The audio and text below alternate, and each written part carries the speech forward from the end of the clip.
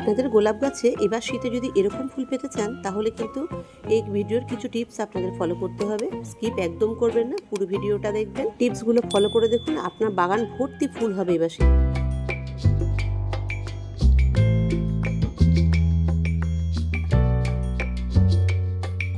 নমস্কার বন্ধুরা, আমি সোমা আর আপনারা দেখছেন green flower house Bengali version. আজকের ভিডিওর টপিক হলো গোলাপ নিয়ে। গোলাপের ভিডিও আমি এবছর একটাও দিতে পারিনি, একটাও ভিডিও আপনাদের সঙ্গে শেয়ার করতে পারিনি। তার কারণ কিছু রিজন ছিল, সেটা আমি ভিডিওর সামনেই বলবো কেন আমি দিতে পারিনি। তবে এবার থেকে আমি শুরু করব গোলাপের সব আপডেট যাতে আপনাদের দিতে পারি। এই চ্যানেলে আমার এই প্রথম গোলাপের ভিডিও দিচ্ছি আমি, কারণ আমার আর একটা চ্যানেল আছে হিন্দি ফ্লাওয়ার হাউস বলে, ওতে আমার অনেক সাবস্ক্রাইবার আছে গোলাপের, তাদের রিকোয়েস্টেই আমি ভিডিওটা তৈরি করলাম। তো বন্ধুরা, এবছর প্রচুর ওয়েদার খারাপের জন্য মালচিংয়ের টাইমও চেঞ্জ হয়ে গেছে, তাই অক্টোবরের 15 থেকে 20 তারিখের মধ্যে আপনারা গোলাপ গাছের মালচিং করে দিতে পারেন। এবার অনেকে কোশ্চেন করবেন গোলাপ গাছের মালচিং কী। মালচিং কী সেটা আমি আপনাদের এই ভিডিওতে জানাবো, দেখাবো, আর কেন মালচিং করতে হয় সেটাও আমি আপনাদের জানাবো।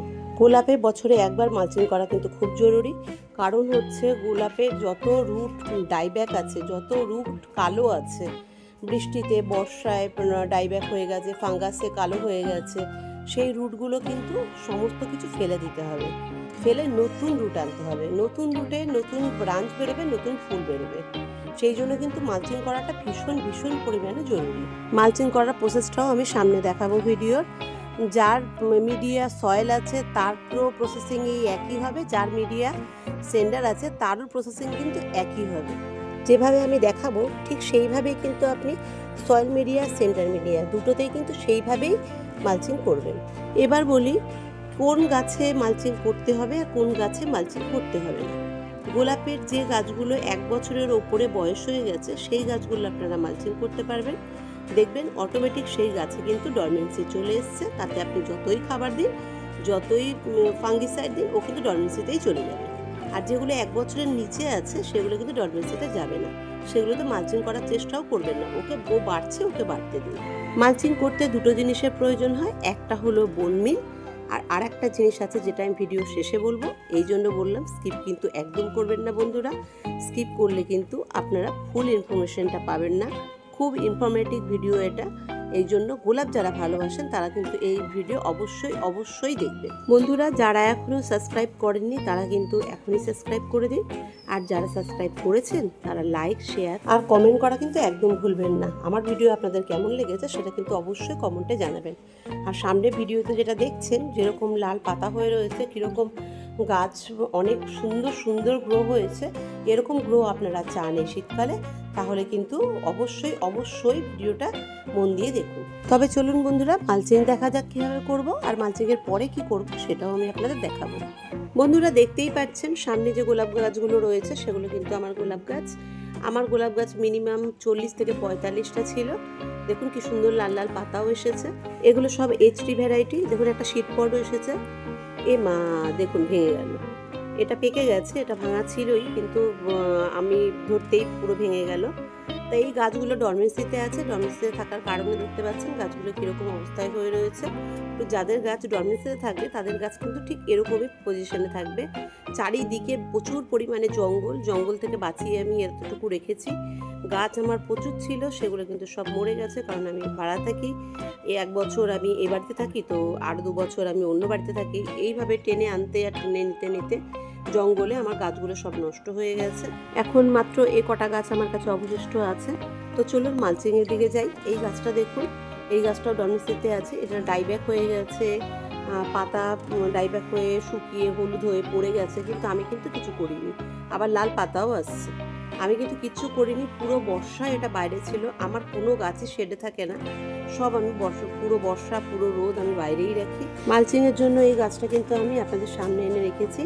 একটা একটা করে সবই করে দেবো সময় হিসাব করে, কারণ আমি তো আবার কাজে যাব, সেই জন্য আমাকে একটা একটা করে দুটো করে যতটুকু করে পারি, একদিনে সব পারবো না। দেখুন সব হলুদ পাতা আর কালো পাতা হয়ে গেছে, এগুলো সব সয়েল থেকে বার করে ফেলে দিতে হবে। আমার গোলাপ গাছ যা আছে সব সেন্ডারেই আছে।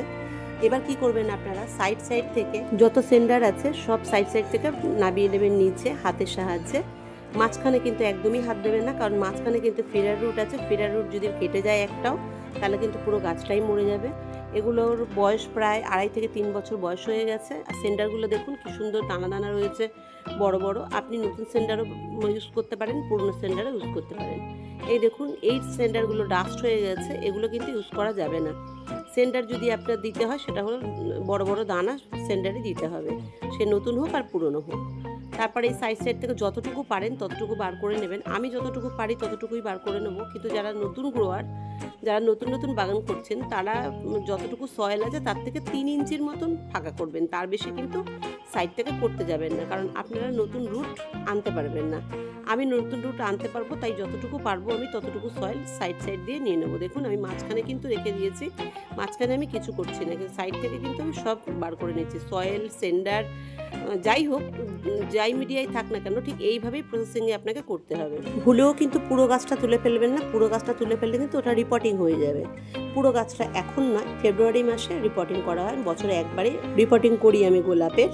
এই সেন্ডারের সঙ্গে কিন্তু অনেক রুটও সাইড থেকে বেরিয়ে আসছে, সব কালো রুট, ডাইব্যাক রুট, কালো রুট, নষ্ট হয়ে গেছে সেই রুট সব কিন্তু বেরিয়ে এসছে।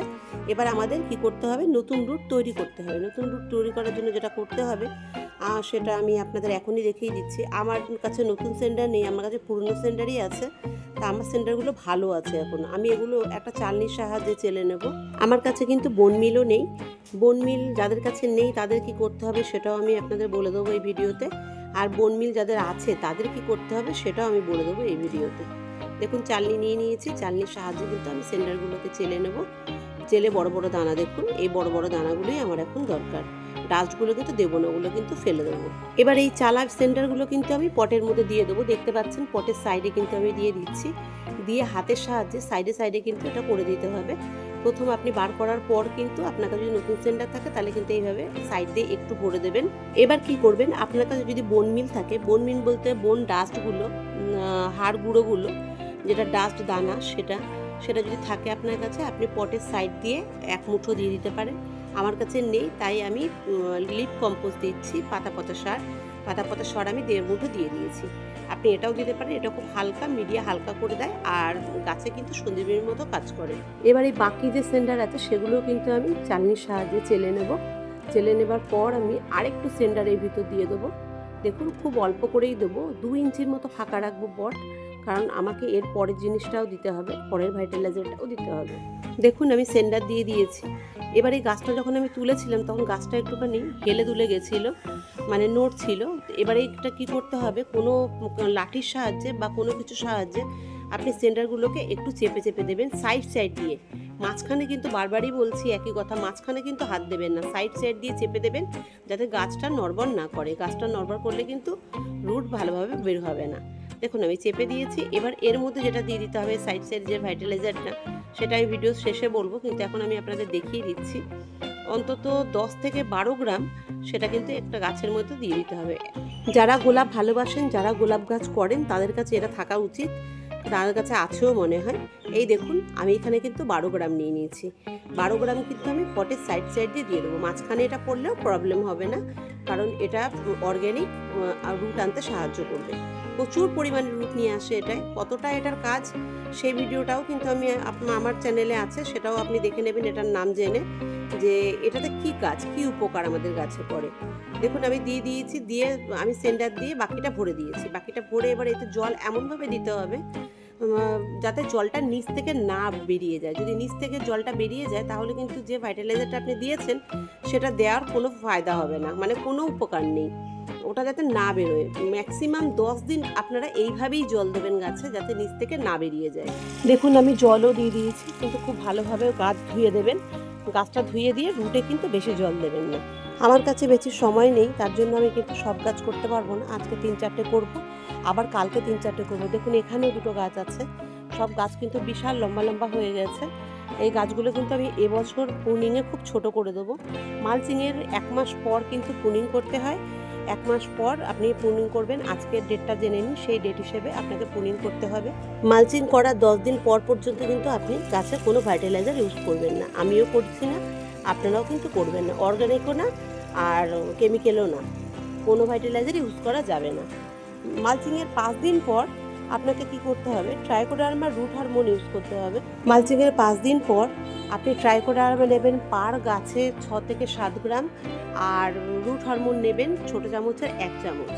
পার গাছে আপনাকে জলে মোটা করে, অল্প জলে মোটা করে গুলে একটা গাছে দিয়ে দিতে হবে। আপনার যে কটা গাছ সেই হিসাবে গোলাবেন, গুলিয়ে কিন্তু দিয়ে দেবেন। মালচিংয়ের 15 দিন পর কিন্তু গাছের ডরমেন্সি ব্রেক হবে। ডরমেন্সি ব্রেক যখন হবে তখন আমি 15 দিন পর আবার একটা ভিডিও আনবো, কীভাবে ডরমেন্সি ব্রেক করছি সেটাও আমি আপনাদের দেখাবো। এমন নয় যেদিন আমি করছি আপনাদের সেই দিনই করতে হবে, তার 2 দিন পরেও করতে পারেন, তার পরের দিনও আপনারা করতে পারেন। এবার বলবো সব থেকে ইম্পর্টেন্ট কোশ্চেনের অ্যান্সার, সেটা হলো আমি যেটা 12 গ্রাম দিয়েছি সেটা কি, আসলে সেটা গাছে কেন দেওয়া হয়, কেন দেওয়া হয় কোনো গাছে, সেটা তো আমার ভিডিও আছেই, আগে দেখে নেবেন। এটা হলো মাইকোরাইজা। মাইকোরাইজা প্রচুর পরিমাণে রুট আনে, আর মাইকোরাইজা যখন গাছে থাকে তখন কিন্তু গাছের ব্রাঞ্চ থেকে শুরু করে রুট পর্যন্ত প্রচুর ভালো পরিমাণে কাজ করে, আর প্রচুর ব্রাঞ্চ আনে। যত রুট বেশি হবে তত ব্রাঞ্চ বেশি হবে। তো বন্ধুরা, এই ভিডিওতে আমি আপনাদের বোঝানোর চেষ্টা করেছি, আপনারা কতটা বুঝতে পেরেছেন আমি জানি না, না বুঝতে পারলে কমেন্ট বক্সে অবশ্যই জানাবেন, আর আমার ভিডিও যদি ভালো লাগে লাইক শেয়ার করে দেবেন। আজকে রাখছি, বাই।